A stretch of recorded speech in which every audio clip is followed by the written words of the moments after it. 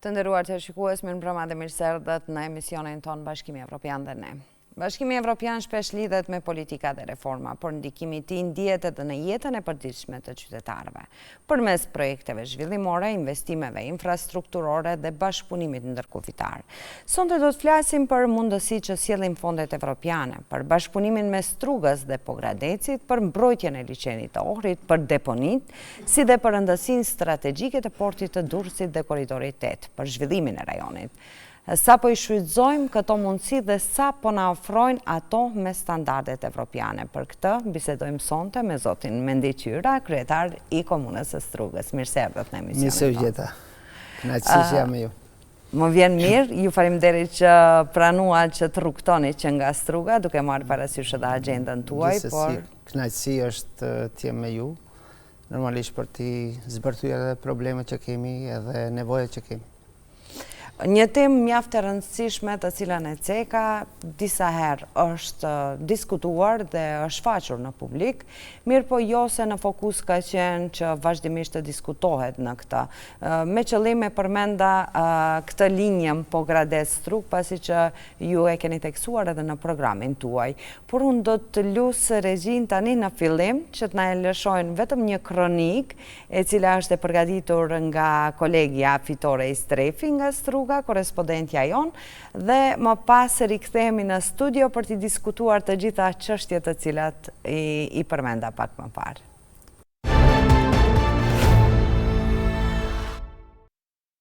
Projekti si kultur ka shumë rëndësi për Strugën, por edhe për Pogradecin, sepse jo vetëm që forcojnë lidhjen ndërkufitare, por sjellin edhe një jetë më të mirë dhe mundësi për zhvillime lokale dhe ekonomi më të qëndrueshme. Këto iniciativa janë shumë të rëndësishme dhe duhet të bëhen më të shpeshta, për shkak se jo që bëhet lidhja ndërkufitare më e fortë, por edhe përmirësohet cilësia e jetës. Sa e rëndësishme është për turistët? Kemi për shembull turist nga Po, turistët do me thonë janë është shumë e rëndësishme për shkak se vinë turist nga Pogradeci dhe neve gjithashtu shkojmë në Pogradec, kështu që është e mirë dhe është një lidhje, bëhet lidhje më e fortë. Projektit kulturit në Strugë Pogradec si konsiderohet për shembull konkretisht për bashkëpunimin evropian në rajon? Sa ndikojnë këto projekte në lidhje për jetën e qytetarëve apo edhe për turistët në qytetin e Strugës? Për jetën e qytetarëve, me që shumë shpesh struganët shkojnë për ta kalu ditën në Pogradec dhe Ana Sjeltas, do të jetë një lehtësim mjaft i madh, me që në pikat kufitare ka shumë trafik. Po gjithashtu do të jetë edhe për të mirën dhe për buxhetin e Strugës ose për buxhetin e Pogradecit, një përparësi. Mendoni që mund të tërheq më shumë turist kjo linja për Strugën në fakt, sepse turistët mund të kenë mundësi se ku të kalojnë, për shembull 2 ditë apo 3 ditë në tërësi nëse kalojnë në Strugë mundet edhe në Pogradec? Po, patjetër që po, përderisa Struga e ka shumë afër aeroportin e Ohrit dhe aeroporti më i afërt edhe për Pogradecin është aeroporti i Ohrit, kështu që turistët që vinë në rrethin e Strugës Ohër munden shumë më kollaj të kalojnë në Pogradec nëse është kjo vija e liçenit. Faleminderit. Linja Pogradec-Strugë është shumë e rëndësishme për qytetarët, sidomos për pjesën e turizmit, sidomos për turistët e huaj. Ata gjithmonë duan që t'i ndjekin këto, dhe më thënë, dy qytete, të ketë lidhje ujore, edhe për qytetarët tanë, sidomos pjesa e kafeterive dhe restoraneve dhe jetë akoma më e zhvilluar. Qytetarët e presin me padurim këtë projekt, që në të ardhmen presim që të realizohet. Pasi ky premtim është i dhënë prej kohëve më herët, edhe kjo do jetë besoj një nga atraksionet më të bukura që do jetë në pjesën e liçenit të Ohrit. Unë besoj që shumë mirë është, do të jetë për turistët, për fshatarët, për çdo gjë do të jetë shumë mirë, edhe për neve si kemi tregti, si unë kam qenë tash i tregti për hotelerin, do të jetë mirë që turistët shkojnë edhe në Shqipëri, për Shqipëri të kenë këtu prapë. Unë besoj që shumë mirë dhe bëhet. Faleminderit. Kalofshimi, faleminderit. Struk Pogradec, sa e rëndësishme është për bizneset e për turistët? Ka turistë, për shembull juve zakonisht keni qasje më shumë me turistët. Ka turistë që kërkojnë Pogradec të shkojnë edhe kanë problem në vijon mendoj këtë pjesën e kufirit? Po, kjo pjesa tani sa vjen edhe bëhet shumë e rëndësishme. Po shohim këto vitet e fundit që ka më shumë kërkesa. Ndoshta duhet të punohet më shumë me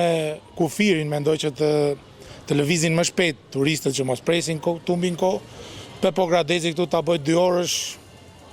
shumë e rëndë, po sido që të jetë, kjo pjesa është një ndër pjesët më kryesore për turizmin Struk. Mendoni që vija liçenore Ohër, mendoj Struk Pogradec dhe e lehtësoj këtë pjesën e kësaj? Mendoj që për të shkuar me anje? Mendoj që po, do jetë një gjë shumë e rëndësishme nga ana e turizmit për të bërë një atrakcion më të bukur. Besoj që do jetë një tërheqje e qelluar. Faleminderit. Faleminderit juve. Sa ndikojnë këto projekte dhe lidhje në jetën e qytetarëve? Shiko, fakti që në rajoni liçenit Ohrit, ku përfshin këto 2 qytete, Struga dhe Pogradeci, është në të njëjtin status si trashëgimi botërore, qoftë kulturore, qoftë natyrore, është një mundësi e madhe që këto 2 qytete të bashkëpunojnë për ruajtjen e kësaj trashëgimie përmes projekteve cross border, ku të 2 qytetet prezantojnë ato mundësitë që kanë të 2 qytetet për të qenë pjesë integrale e zhvillimeve dhe ruajtjes dhe diversitetit kulturës që ka ky rajon. Projekti në fjalë është një nga ato investimet që bëhet në kuadër të programit evropian për zhvillimin e rajoneve cross border, por unë do të thosha që kjo është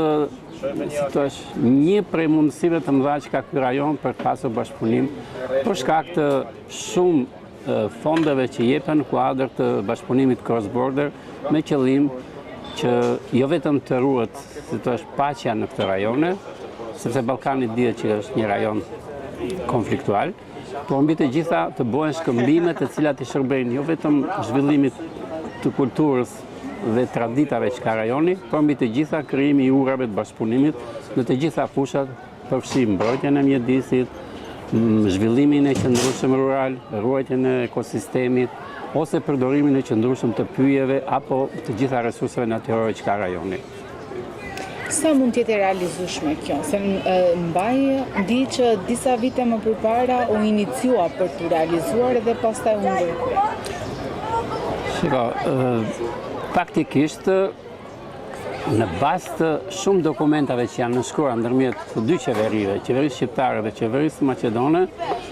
është mundësuar dhe është hapur një dritare bashkëpunimi afatgjatë. Për shkak se nëpërmjet kësaj marrëveshje bilaterale, si dhe shumë iniciativa që kanë marrë 6 vendet e Ballkanit Perëndimor për respektimin e asaj që quhet Agenda e Gjelbër e Evropës, Komitetit Evropian, dhe që si thosh ushtri pas nënshkrimit të një dokumenti në Sofje nga 6 vendet e Ballkanit Perëndimor, krijohet mundësia që krahas bashkëpunimeve në fushat e tjera të bëhet një bashkëpunim edhe në fushën e trashëgimisë kulturore. Është shumë me interes, jo vetëm për komunitetin lokal, por edhe për të ruajtur kjo ruajtje e traditave dhe përmes këtyre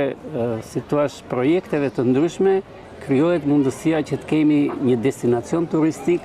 domethënë një destinacion 2 shtete. Njerëzit mund të vinë në rajonin e liçenit të Ohrit dhe të shohin trashëgimin kulturor që ka një pjesa shqiptare dhe trashëgimin kulturor që ka pjesa maqedonse. Unë mendoj se është e domosdoshme ka ardhur koha që në Strug të ketë një që quhet Oda Strugane, e cilat të shërbejë si qendra ku fokusohen të gjitha projektet që kanë të bëjnë me trashëgimin kulturor dhe vlerat që ka rajoni i liçenit të Ohrit. Mendoni që ky projekt duhet iniciohet nga komuna e Strugës sa më parë? Patjetër, unë mendoj se fokusi, sepse edhe në strategjinë e zhvillimit të rajonit, komuna e Strugës është pika fokale që domethënë i shërben zhvillimit të rajonit përmes rolit shumë të madh që ka komuna në drejtim të ruajtjes dhe zhvillimit të qëndrueshëm të asaj që quhet trashëgimi kulturor që ka rajoni. Unë desha të theksoj edhe diçka. Në Strug, për shembull, ka kur është shpallur pjesë e trashëgimisë botërore, krahas asaj natyrore, struga ka dhe atë pjesën kulturore dhe një pjesë e konsiderueshme atyre shtëpive që janë në strugë kanë qenë në mbrojtje dhe për fat keq pjesa më e madhe e tyre sot nuk ekzistojnë, kështu që krijimi i kësaj qendre, ruajtja e këtyre traditave, qoftë arkitekturore, qoftë dhe shumë elementeve të tjera që kanë bënë me trashëgiminë kulturore, ishte një gjë shumë e mirë dhe që do t'i shërbente shtimit të atyre destinacioneve turistike që do t'jetë për të ruajtur po dhe për banorët brendës. Faleminderit. Në dijenin time, para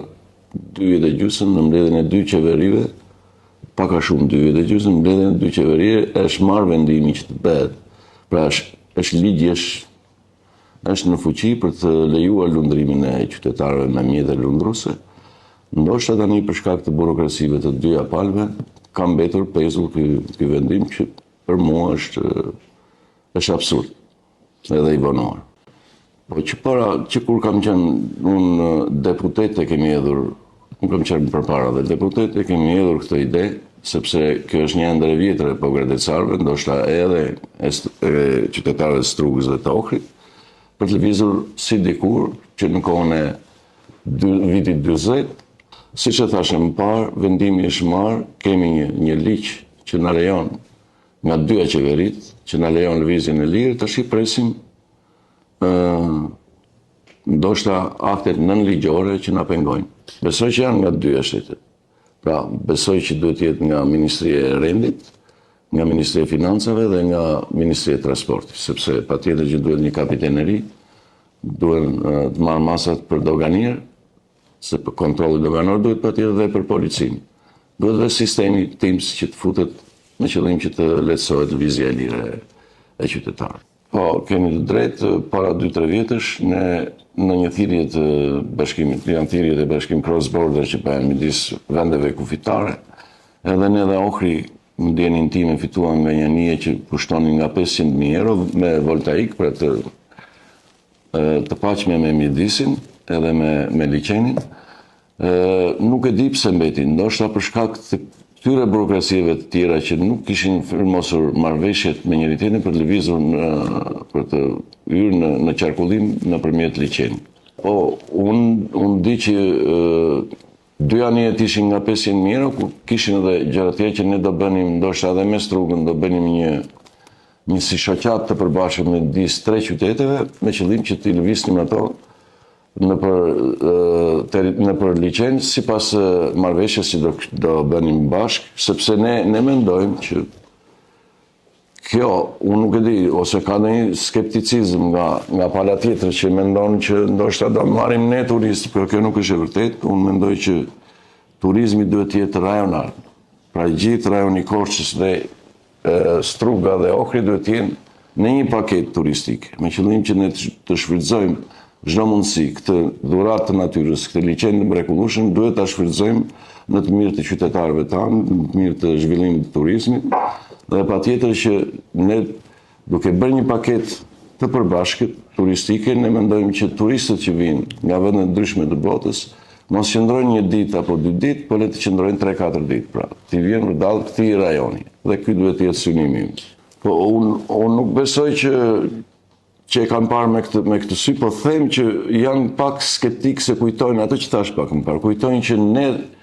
nga anë e Shqipërisë, pra nga do thithim turist nga Struga dhe nga Ohri. Besoj që do jetë e dyanshme. Pra edhe ne besoj që do vjen akoma më shumë që këtetek, po kjo nuk ka rëndësi, e thash atë pak më parë, ne duhet të kemi një paketë të përbashkët. Nuk besoj që do kenë ndikim negativ, po përkundër do kenë një ndikim pozitiv në të dyja qytetet tjera të Maqedonisë Veriut. Po unë të falenderoj një që ju jeni prezent në Pogradec, edhe juve nëpërmjet këtij takimi të dyve bashkë, besoj që do përcjellni shqetësimin tonë, po unë do ta përcjell në qeveria ime që ky proces të mbyllet sa më shpejt, që sezoni që vjen të na zerë me lëvizjen e lirë në të mjeteve lundruese nëpërmjet liçenit. Po nuk ka ndonjë, sepse ne nuk mendojmë që këtë pjesën e lëvizjes së lirë të qytetarëve me mjete lundruese do ta bëjnë privati, nuk do ta bëj, po thjesht mungon vullneti i dyja palëve në kuptimin ose mungel ose thjesht burokraci që ka mbetur. sepse ne nuk duhet kemi një si bashki apo Ohri apo Struga duhet ketë një anije. S'ka nevoj e bën biznesi privat. Thjesht ne duhet kemi vullnetin e mirë që derisa të krijojnë kushtet mira për një mol edhe nga dyja palët, të bëhet siç u provua njëherë që u bë para 2 vjetësh që u provua me listë. Siç bëhet dhe në vendet tjera. Domethënë i vetmi liçen që nuk ma mendje mua që nuk shfrytëzohet nga dyja palët ndërkufitar është ky i Ohrit.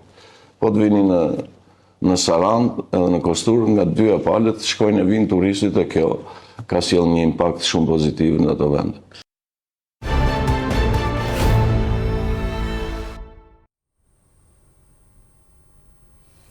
Sot qyra u rikthyen përsëri në studio, dëgjuam anketat e qytetarëve, mendimet e tyre pozitive rreth këtij projekti, gjithashtu edhe opinionet e ekspertëve, por edhe e rëndësishme ishte në disa pika edhe biseda me kryetarin e Bashkisë së Pogradecit. Çfarë ndodhi, domethënë në atë pjesë kur veç më ka filluar diçka dhe nuk është përfunduar? Tani kërkesa edhe qytetarëve që pamë anketë, intervistat që dhanë,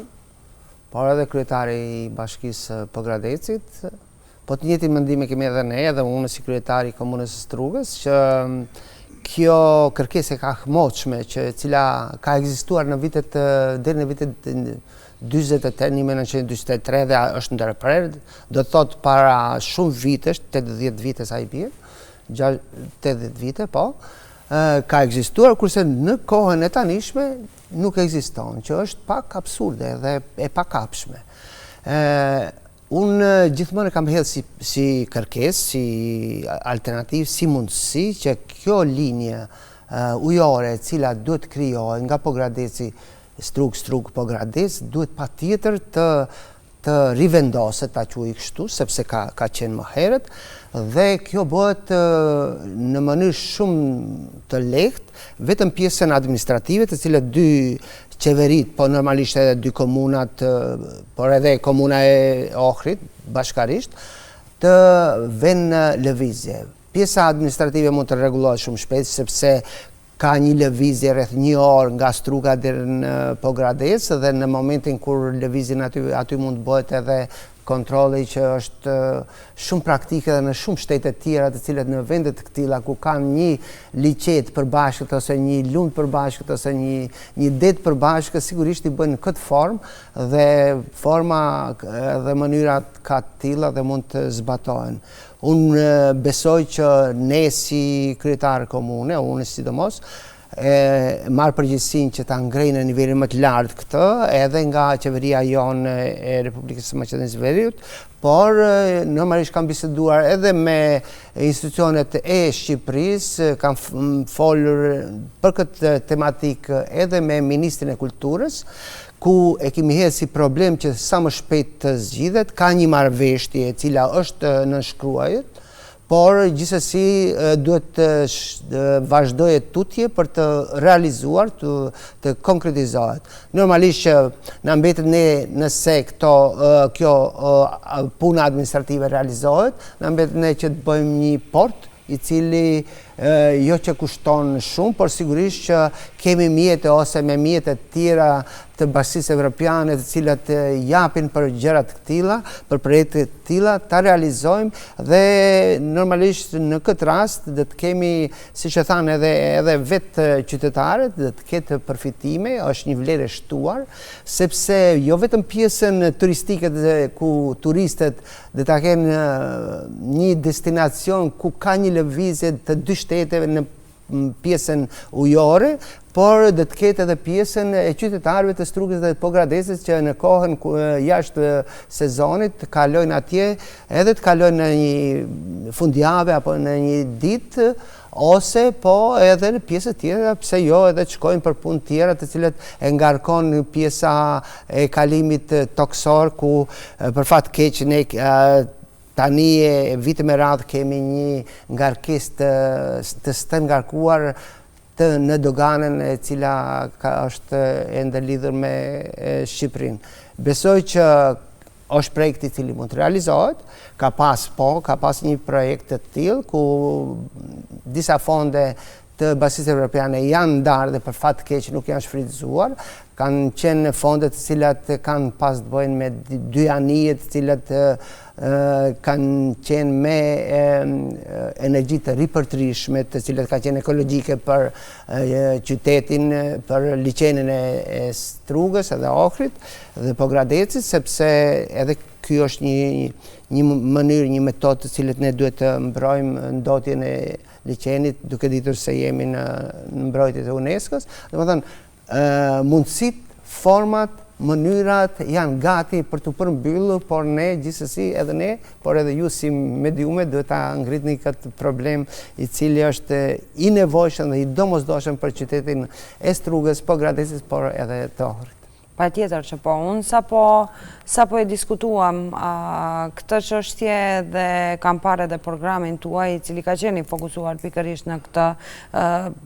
do t'jemi këtu për ta diskutuar vazhdimisht deri në arritjen e qëllimit të caktuar, pasi që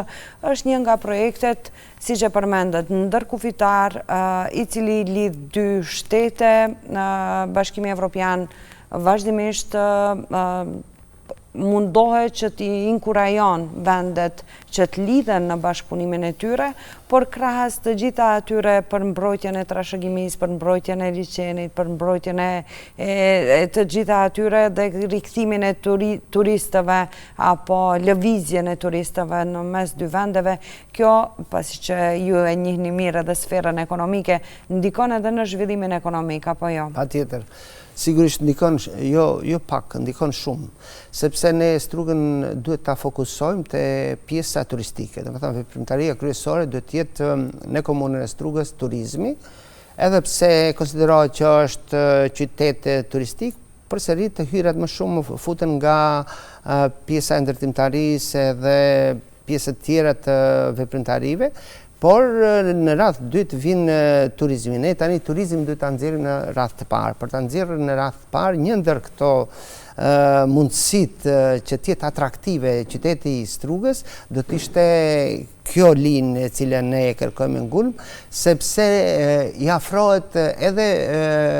aeroportit të cilin e kemi e shfrytëzon edhe Pogradeci, kurse edhe ne do të shfrytëzojmë edhe mundësinë që turistët nga Pogradeci, nga Korça të vinë në Strugë dhe anasjetas. Normalisht që rritet turizmi, rritet të hyrat dhe rritet biznesi dhe mundësit tjera dhe atrakcion i cili dhe tjetë i veçantë dhe shumë interesant për shumë turistë të cilët jo vetëm nga jashtë, por besoj edhe nga qytetarët e Maqedonisë që vinë nga Shkupje nga vendet tjera dhe ta shfrytëzojnë dhe të tjetë shumë interesant vinë një ditë nga mëngjesi ndarkë të shkojnë Pogradecë dhe Anasjeltas. Sa janë të rëndësishme, ne kuptojmë të rëndësinë e IPA fondeve, por sa i kemi të gatshme administratën komunale, apo mos të fokusohemi vetëm në Strugë, ndoshta edhe më gjerë në vendet tjera, sa i kemi të gatshme administratën komunale, apo sa keni suport edhe vetën nga pushteti qendror që zhvillohet administrata lokale për t'i realizuar IPA fondet, se ndoshta edhe burokracinë të cilët e përmendet pak më parë, ndoshta është edhe pengesë e mos funksionimit të administratës apo mos përgatitjes së tyre. Tani, bashkëpunimi me Bashkinë Evropiane është i domosdoshëm dhe shumë i fritshëm. Ne sigurisht që shpresat i kemi të shumë fondet të cilat Bashkia Evropiane i ndan për Republikën e Maqedonisë së Veriut, por edhe regionin përgjithësi. Dhe në këtë drejtim ne duhet bëjmë pamundurën që të shfrytëzojmë maksimalisht. Megjithëse ndahen shumë fonde, por nuk arrim do t'i shfrytëzojmë dhe në momente kur ato nuk shfrytëzohen, ato rikthehen atje ku e kanë preardhjen dhe ne duhet në këtë drejtim duhet përgatitemi. Kur pyetet në pjesën profesionale, normalisht që ne kemi një stafe të përgatitura, por jo në nivelin e duhur, sepse po shihet rezultati. Derisa ne nuk arrim të shfrytëzojmë IPA fondet mbi 50%, mbi 70%, dhe më thënë, po pse jo edhe 90%, mos them 100%, atëherë ka diçka që qalon. Këtu qalon një pjesë, dhe më thënë, të administrata edhe të komunave, edhe të qeverisë, por normalisht këtu kemi të bëjmë edhe me pjesën e biznesit, ku një pjesë të IPA fondeve i shfrytëzojnë disa kompani, por jo të gjitha, edhe në këtë drejtim duhet bashkarisht edhe me institucionet qeveritare, pushteti qendror edhe pushteti lokal, por edhe të kompanive të cilët të organizojmë ose të trajnojmë akoma më shumë stafet ose kuadrat të cilët jenë më të përgatitura për t'i thithur këto fonde, sepse janë të domosdoshme, sidomos për ne si shtet, por edhe komunat të cilët jemi në rritje e sipër dhe kemi nevojë shumë në pjesën ekonomike, dhe këta fonde përveç si fonde na jepet mundësia që neve të kemi trajnohemi dhe të dim të komunikojmë me shumë fonde tjera të cilët janë të domosdoshme. Një pjesë e tyre është shfrytëzohet, nuk themi që nuk është shfrytëzuar, edhe Komuna e Strugës ka shfrytëzuar një pjesë të këtyre fondeve, por ja kanë qenë në shumë ose në sasi shumë të vogla, të cilat për fat të keq duhet të angazhohemi që të marrim më shumë fonde, sepse kemi nevojë në aspektin e ambientit, në aspektin e infrastrukturës, në aspektin tjera edhe të energjisë, efikasitetit energjetike, cila këtë fundit është bare rënd për ekonominë edhe për shumë institucione, jo vetëm publike, por edhe private, të cilët kostoja e energjisë elektrike është shumë e lartë, por edhe energjive tjera, qofshin ato të derivateve, të karburateve, e tjerë janë të larta, dhe kjo mënyra e shfrytëzimeve të këtine fondeve për të bërë një infrastrukturë e lehtëson dhe shpresojmë që të jemi më aktiv, dhe ne kemi si komunë tani jemi përgatit që s'pakti të përgatisim akoma më shumë kuadro të cilët të mundsojnë thithjen e këtyre fondeve. Sidomos në pjesën e energjisë të ripërtrishme, të cilët tani mundet të instalohen për objektet edhe në shkolla, por edhe në institucione publike, në ndërmarrjet publike, por edhe në komunë, që s'pakti të ulim çmimet e energjisë, me të vërtetë janë shumë të larta dhe ngarkojnë edhe arsimin, por edhe ndërmarrjet publike dhe komunën. Unë do të rikthehem përsëri tek linja Pogradec-Strug nëpërmjet liçenit. Ju lutem në aspektin teknik, a mund të na tregoni për qytetarët që ta kenë më të thjeshtë se si do të funksiononte një linjë e tillë. Përmendet disa, dy anije të cilat ishin dikur, ju përmendet një variant tjetër të cilin e keni në program. Cila do të ishte mënyra e kryerjes, të këtij shërbimi, të themi, apo... Nëse lëmë anash pjesën administrative, të cilën do të rregullohet normalisht me pushtetin qendror dhe lokal, pjesa tjetër, ka të bësh me një port, i cili duhet të bëhet, mandej pjesa tjetër anijeve, e cila edhe mundet nëpërmjet fondeve të cilat i cekëm më parë, por edhe nëse ajo nuk ndodh, atëherë kam variante tjera. Mund të jetë privat, mund të jetë privato-publik, dhe mund të jetë publik. Kjo e fundit është pak më e vështirë, për arsye se dihet që buxheti i komunës së Strugës, po edhe i Ohrit, sidomos i Strugës, është shumë i vakët në këtë drejtim, por kjo bëhet në privato-publik ose privat bëhet shumë thjesht, sepse ka të interesuar afaristë të ndryshëm. Me afaristët të ndryshëm bëhet një marrëveshje, e cila do të ketë sigurisht me komunikimin e komunës, do të ketë relacionin ose orarin dhe të gjitha dokumentacionet tjera, dhe është shumë e mundshme dhe shumë e thjeshtë dhe shumë e lehtë për të bërë. Domethënë ka të interesuar, kemi edhe diasporën të cilët janë të interesuar për një investim të tillë, dhe shpresoj që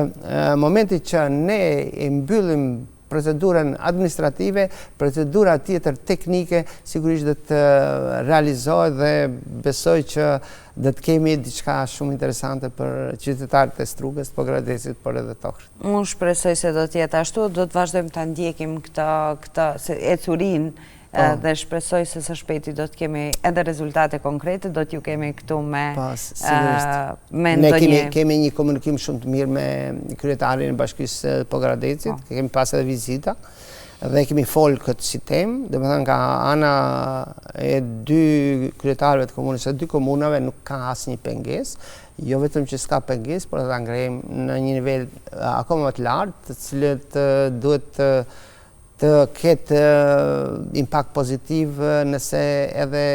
qeveria e Shqipërisë, po edhe Maqedonisë, e merë seriozisht si projekt shumë të rëndësishëm për qytetarët e Strugës dhe edhe Ohrit, normalisht, për liçenin e Ohrit në përgjithësi, sepse e kemi mund tash një formë, kemi një mundësi dhe të shfrytzuar maksimalisht. Kur përmendim liçenin e Ohrit, do dua pak të ndalemi tek si po apo shfrytzohen fondet evropiane, apo si po i shfrytzoni ndoshta edhe në kuadër të komunës ato me kapacitetet tuaja që të mbroni ndotjen e liçenit, që të ruhet flora dhe fauna e liçenit si një nga dhe me thëmë pasuritë të cilat i kemi shtetërore. Tani këto fonde sigurisht janë, thasha dhe pjesërisht janë shfrytzuar, duke shfrytzuar shtegjet këmsorve, shtegjet e bicikletave, mandej pjesën e gjelbrimeve, edhe normalisht nuk është shfrytzuar maksimalisht. Këto fonde duhet, thasha edhe njërë ti, duhet shfrytzuar maksimalisht, duhet përmendur për fat keq që pjesa urbane e ka goditur pjesën e ekologjike të qytetit edhe bregut të liçenit të Strugës edhe të Ohrit në përgjithësi, por sidomos Strugës, dhe në këtë drejtim ndërtimet e pa leje kanë bët veten dhe kanë goditur në aspektin edhe pamjen vizive, por edhe atë pjesën tjetër ekologjike të cila duhet të mbrojtë pa tjetër. Kemi të bëjmë mandej me pjesën që në takimet me institucionet ndërkombëtare, Basinë Evropian, me ambasadorin e Basisë Evropiane kemi pas një takim ku përsëri do të kemi ditët në vijim në lidhje me ujërat e zeza, të cilat për fat keq është një ndër problemet shumë të mëdha, problemi i madh dhe nuk e zgjedh dot komuna vetë. Unë edhe në fushatën time atëherë kam thënë që si kryetar nuk ka mundësi edhe si komuna e Strugës vetë ta zgjedhë këtë problem, sepse është problem i cili përfshin të gjithë fshatrat dhe të gjithë këto ujërat e zeza përsëri mund të kthehen te lumi ose te liçeni. Megjithëse ka një pjesë të avancimit të kësaj situate duke pas pompa për pastrimin e ujërave të zeza, shihet dhe mendohet që të ketë akoma një investim të tillë. Insistojmë gjithmonë që në këtë drejtim ta kemi si prioritet. Megjithëse ne Struga e dini ju, sepse edhe ju nga Struga vini, Struga është rrethuar me ujë gjithandej, ka edhe lumin, ka edhe liçenin, ka edhe lumej të tjerë të vegjël, por për fat keq gjatë verës mungon uji. Dhe, domethënë, dy nga problemet kryesore është uji, rrjeti i ujësielësit dhe ujërat e zeza, të cilët besoj që fondet e Basisë Evropiane, të cilat këtë drejtim janë shumë të rejse dhe janë të gatshëm edhe institucionet të japin këtë drejtim, ne na mbetet që të angazhohemi, të bëjmë projekte, të bëjmë kërkesa për të thithë këto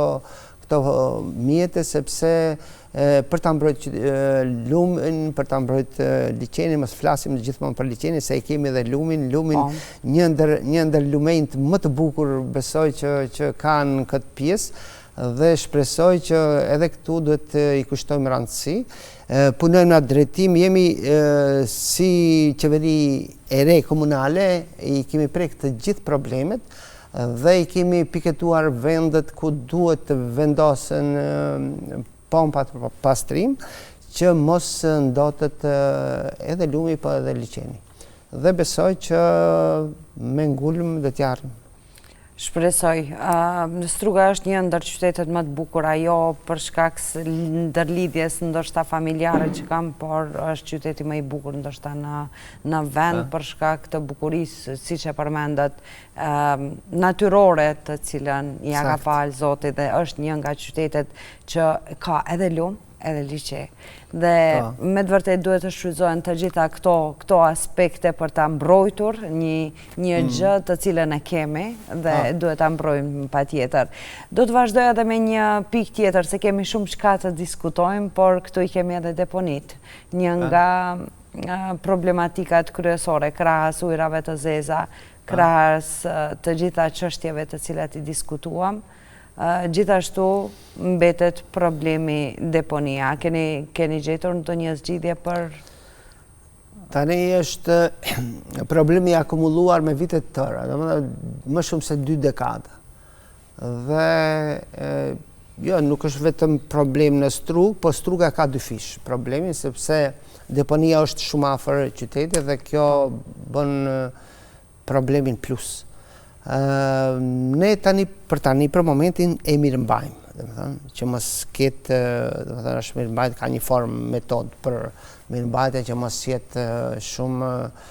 mos kundërmojnë edhe gazrat edhe këto errat, por jemi në bisedime, edhe në aktivitet të plot me një projekt i cili zhvillohet në Maqedoninë e Veriut, ku janë ndarë 4 regione deponi rajonale, një ndër ato është edhe deponia rajonale ku përfshin Strugën, ku është në Novaci, është përcaktuar, mjetët tani, u ndërlidhe me ato mjetët tani që thamë, ambasada e Suedis në bashkëpunim me ambasadën e Zvicrës e kanë prioritet dhe i kanë ndarë një pjesë të mjetëve rreth 50 milion euro, të cilët janë të dedikuar pikërisht për deponit dhe për mbetit të cilat të zgjidhet një herë për gjithmonë. Është përcaktuar një deponi rajonale në Novaci, ku shpresojmë që së shpejti të hapet edhe tenderit të cilët një kompani dhe të vijë dhe dhe të bëjë normalisht riciklimin edhe përpunimin edhe djegjen të atyre mbetjeve për të gjeneruar mandej energji elektrike apo gazra. Dhe jemi 19 komuna regionale, ku përfshin nga Dibra, Kërçova, Struga e tjerë, dhe më thënë 19 komuna, dhe në mënyrë jemi marrë vesh edhe forma e pagesës e cila dhe ndodhë pasit zgjidhet ky si problem, dhe të ndahet mbetje, dhe të ndahen në Strugë edhe në qytetet tjera, mandej dhe të i përcjellin për në Novaci, edhe pse është rreth 100 km. Shpresojmë që ky projekt realizohet, në është premtuar edhe nga Ministria e Mjedisit, jemi në kontakt vazhdueshëm me Ministrin Hoxha, dhe gjithashtu edhe me kryeministrin, të cilët e kanë marrë seriozisht dhe duhet ta marrin seriozisht, sepse është një problem i akumuluar dhe duhet patjetër të zgjidhet, ka mundësi të zgjidhet dhe shpresoj që së shpejti këtë vit të hapet tenderi. Po u hap tenderi këtë vit, besoj që për një vit e gjysmë dhe të ndërpresim mandej në këtë deponi të hidhen mbetjet, dhe të transportohen në Novaci, kurse pjesa e deponisë, cila megjithatë është dëmbese pak, edhe pak si problem, ne dhe ta zgjidhim se ka forma tjera, ose edhe ajo pjesë dhe të zhvendose dhe të shkoj atje, ose po dhe të gjetë forma bashkore të cilat të bëhen me gjelbrime, me pisha edhe tjera të mbese si një histori e idhët, por dhe të mbese një vend aty që të kujtohet dhe të mbyllet. Unë shpresoj që për mandatin tim të mbyllet, gjithmonë shpresoj, sepse nuk varet vetëm prej me. Normalisht që ne si komunë e kemi edhe ekipin, e kemi të gatshme dhe ku bashkëpunojmë me gjithë komunat tjera dhe shpresoj që një ditë të dalim faqebartë. Shpresoj që qytetarët ta shijojnë shumë shpejt këtë, pasi që deponin e kemi parë disa herë se ka qenë një ndër problematikat gjatë... Po, është problematike sepse me ardhen time, dhe më thënë, kemi marrë edhe iniciativë, që s'dua të harroj. Gjithë në qershor të mbyllim gjithë deponite e Egra në përfshatra dhe bëjmë pastrimin vazhdimisht, edhe jemi përmbyllë, besoj deri fund qershorit do t'i mbyllim, që të bëjmë me dije dhe qytetarëve se nuk duhet më deponit hedhin atje. Mjafton që kemi një deponit, mjaft aty sado e keqe që është, sado jo e mirë se ardhur, por s'pakti e kemi aty dhe të cilën të gjithë deponit, më mirë të kemi një se të kemi shumë, dhe jemi përmbyllje si për disa fshatra janë pastruar, jemi në aksion për edhe nga qytetarët sigurisht kanë qenë në mënyrë aktive, normalisht me koordinimin e tim edhe të komunës, dhe bëjmë pastrimin e tyre, sepse është një ndër problemet kryesore gjatë verës, deponit e Egra mundësojnë edhe zjarret të cilët shkaktojnë në për fshatra. Dhe më thënë, edhe këtu duhet të kushtojmë një rëndësi, ne besoj që tani e pastrojmë s'pakti të ulim edhe kapacitetin edhe ndezit e këto zjarreve të cilat shkaktojnë për fat keq për çdo vit. Kryetar, para disa ditësh isha në diasporë, takova qytetarë të shumë të nga Struga dhe u thash se do ta kem kryetarin tuaj në emisionin tim. Parashtruan disa pyetje dhe do t'ishte interesante sikur t'i diskutonim, se e di që jeni i hapur. Një, problematika me qenë të Ndacak. Edhe ky mund t'jetë një ndër projektet e Bashkimit Evropian. A keni menduar se si do ta zgjidhnit këtë çështje? Tani, po nisëm të qendë Ndacak, të cilët janë problematik, është nivel republike. Po. Pa tjetër, këte e kemi në të gjitha komunat. Tani mu më intereson në pjesën të komunës së Strugës më shumëti. Nuk ka projekt në Strugë që nuk e kemi projekt nga pak. Dhe projekte prioritare, dhe më thënë kanë qenë këto, që i kam thënë ma herët, qendë Ndacak.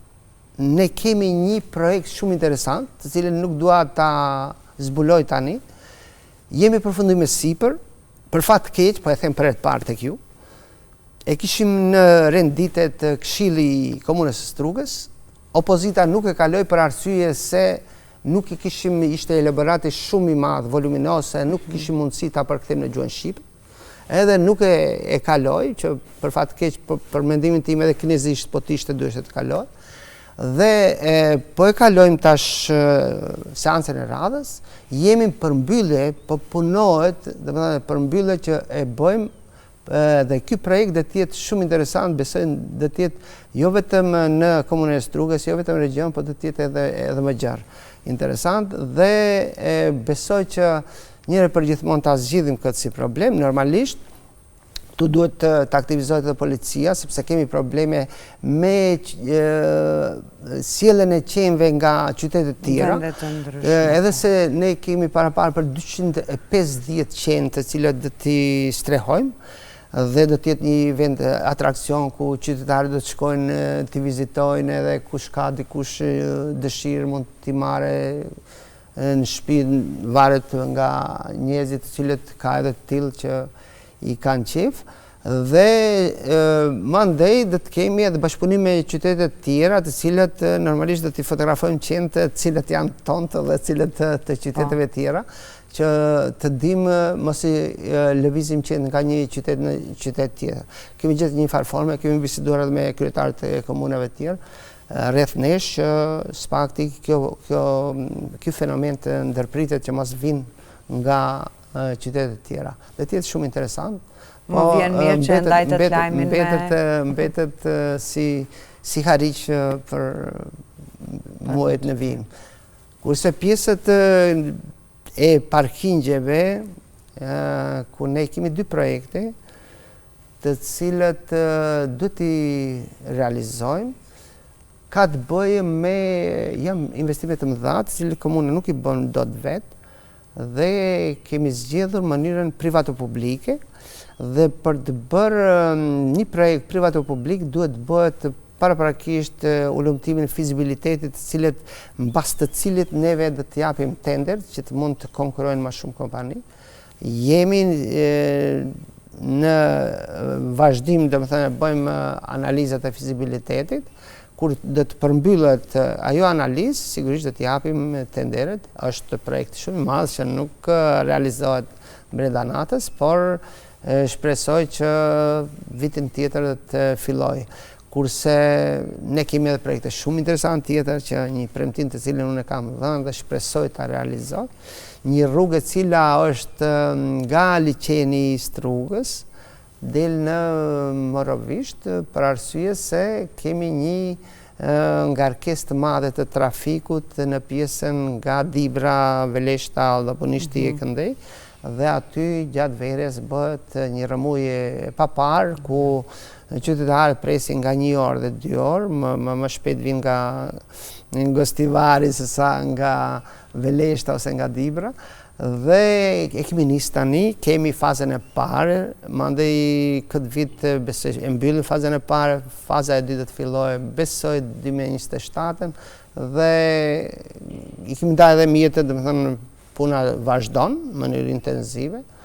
Dhe kjo kemi edhe disa projekte tjera të cilët duhet edhe një emision të tregojmë. Shpresoj se do të kemi edhe emisione edhe radhë tjera kur do t'ju kemi në studio, pasi që janë tema mjaft të cilat i tangojnë qytetarët tanë, dhe ne jemi këtu për të informuar qytetarët, për të ndihmuar të gjithë ata që duan të kontribuojnë në këtë drejtim. Unë nuk do të doja të ndahemi para se ta përmendim edhe koridorin 8, i cili është mjaft i rëndësishëm madhe, lidhja me portin e Durrësit dhe kjo pjesë, sa ka vullnet dhe sa do duhet të ketë ndoshta edhe qeveria edhe vendi fokus që të punohet pak më shpejt në këtë drejtim dhe të zhvillohet, dhe sa është i rëndësishëm ky koridor për zhvillimin jo vetëm të turizmit, por edhe të ekonomisë dhe gjitha çështjeve tjera të cilat i përmendëm. Unë tash do të flas edhe si ish kryetari i Odës, si kryetari i komunës, sepse ka të bëjë me biznesin dhe kam ndjek punën e koridorit 8, i cili është projekt i kërkuar 30 vite më herët, dhe për fat të mirë, se zakonisht nuk jam njeri që lëvdoj, por për fat të mirë këtu kemi për lëvdata, duhet të lëvdojmë sepse koridori 8 po punohet në mënyrë intenzive dhe shpresoj që të realizohet në kohën e duhur, marrë parasysh që kompania serioze Bechtel, që është një kompani e fuqishme dhe shumë serioze, dhe me këtë nga kjo nisëm që ky projekt do të realizohet.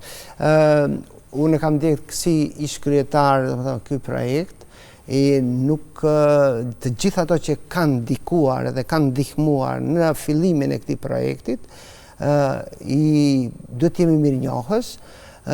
dikush më shumë, dikush më pak, por ato që e realizojnë më, për ato ka lëvdata më të mëdha. Është folur mjaft për koridorin 8, dihet sa është i rëndësishëm, është shumë i rëndësishëm, nuk duhet të flasim se kemi folur disa herë në aspektin edhe ekonomik, por edhe strategjik, edhe në aspektin lëvizjeve të njerëzve, mandej shkurtimi i kohës gjatjes së lëvizjes nga Shkupi deri në Tiranë. Mandej kjo është një koridor i cili lidh të gjithë shqiptarët, po jo vetëm shqiptarët sigurisht, por për shqiptarët është shumë i përshtatshëm për arsye se nis nga Shkupi, del në Durrës, mandej kthehet në Prishtinë, Shkup, domethënë bëhet një unazë ku shqiptarët do të lëvizin në mënyrë shumë të lehtë dhe do të ketë edhe aspektin e turizmit, edhe në aspektin ekonomik, por edhe në aspektin e lëvizjeve të lirë të qytetarëve. Ky koridor me gjithse është folë si temë, jo kalon në për strug, s'kalon në për strug, unë e kam thënë më herët, nuk ka mundësi, edhe në për liqej, po të kaloj, për të shku në Shqipëri, duhet të kaloj në për strug. Nuk ka shansë ndryshe. Pyetja është, kjo pjesa tjetër, nga Trebenishti dhe në Qafthan, për sa kohë të realizohet, që unë mendoj që duhet të realizohet pa tjetër, sa më shpejt, sepse edhe kontrata me Bechtel nga është bërë, dhe punohet intensivisht edhe kjo pjesa e koridorit 8, pjesa e Kërçov Ohër edhe Kërçov Strug, e cila dhe me thane ndan diku 5 km jashtë këtë koridor, po realizohet, me një kohë zgjatje marramense për fat keq, por megjithatë kjo do të ndihmojë dhe shpresojmë që koridori 8